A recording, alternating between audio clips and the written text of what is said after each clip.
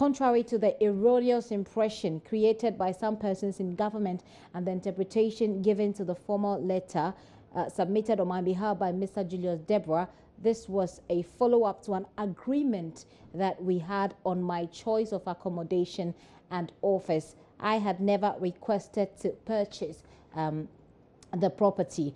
My request is therefore humbly withdrawn. So this is what the letter says, and I've got the letter, a copy of the letter actually right here. But we'll be talking to a former statesman, KB Asante, on this particular matter. Before that, though, Joy News checks that the construction site of the new accommodation for the Vice President, Dr. Mahmoud Bawumia, shows that the structure is almost complete for habitation. Matilda Wamega has been to the Cantonment residence, and here is a report that she's put together. Consa Construction Limited, they are currently in charge of this particular project. The information I gathered is that this is going to be his official residence. As of now, we do not know when exactly they are expecting to complete this particular building. It was formerly a land which belongs to the Nigerian High Commission, which is located right behind the police headquarters at Bros Tito Avenue on the Kumoji Hospital Road, close to the Food and Research Institute of the Center for Scientific and Industrial Research, located here in Accra in Cantonment. I had a chance to go inside the building to see for myself what exactly it looks like, and it's a two-story building. Progress has been made with regards to the construction. The information I gathered from some few workers on the site, though there's really nothing going on, is that for now they have halted work on the site. They do not know as to what directive has been given, but for now there's no activity going on in that particular building, but no one to speak to on when this building is going to be ready for Dr. Bawumia, the Vice President, to move into this building. Matilda Wamega with that report there. We're unable to reach KB Asante at this moment, but let's go over to Kumasi, where authorities there have earmarked cleanup exercises to mark the funeral celebration of the Asante Hima Nana Efia Kobi Sewa Mpim II. The medical committee, chaired by the Marehene Bafo Ose Hiaman Brento VI, has also outlined some decisions taken on sanitation and health ahead of the funeral celebration, which includes a task force on sanitation and health.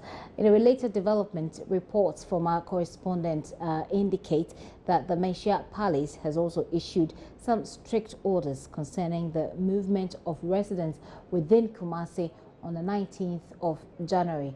According to our checks again, the order compels people living in Kumasi to remain indoors from 7 p.m. till 4 a.m. as part of burial and funeral arrangement of the late Asante Hima, who was also the mother of the Ashanti King, His Royal Majesty Otunfo Osei II. For further details on this, we'll be joined on the line by our Ashanti regional correspondent. We don't have our Ashanti regional correspondent at the moment, but he brought through a report. Now we can have a look at that report. We have gone into forming task forces within the various sub-metros to deal with the situation at the sub-metro level.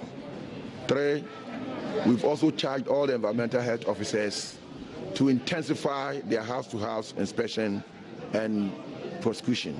They should see the nuisance, arrest those perpetrating it, and then put them before court. But after the cleanup, we have standby teams that will continue to clean areas that people continue to discredit. We also have the night cleaning exercise team that every night, you are aware, we clean the CBD area, including adjoining communities. We have enhanced that, and we are going to improve of that and start to do all those things at night so that in the morning we all find this.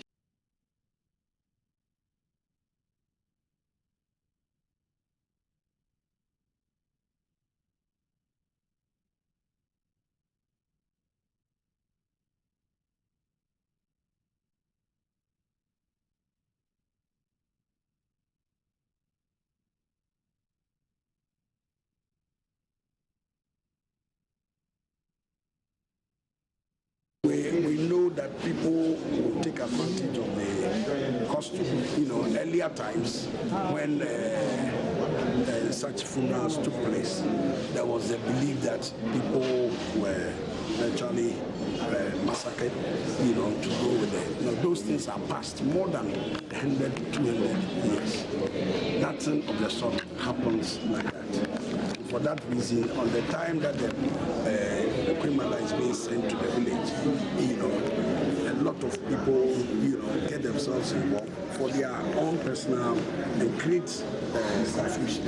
It is for that reason that we want to bar people, from coming around, because once they do that, the impression that will be created at the time, if somebody should get missing, is that probably we have taken.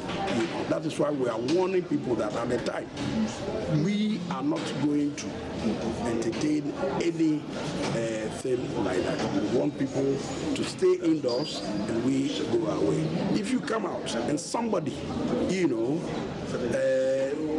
pretend to be part of us and create that falsehood that the missing person probably is being taken to a crime. This is what we want to avoid.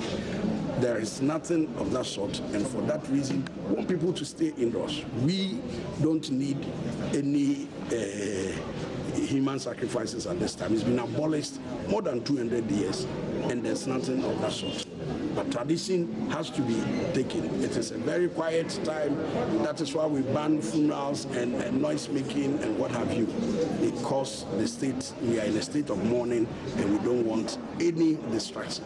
If you allow people to come out and somebody is, misbehaving, what do you expect to happen? There will be a crash. But once we are given the freedom to move, and once you stay in your rooms, we will not come for you. And don't allow the criminals to take advantage of the death of the criminal. Thank you. Thank you. Those are elders from the Asante Hene's palace. They're communicating plans for the burial of Asante Hema there. That's it for Pulse this hour, but we bring you a lot more. All the things that we were unable to bring to you at this hour, you get them on News Nights on Joy 99.7 at 6 p.m. and also on Joy News Prime at 7 p.m. Up next is Let's Talk Entertainment. For more news, log on to myjoyonline.com. Many thanks for your time. My name is Gifty Andopia.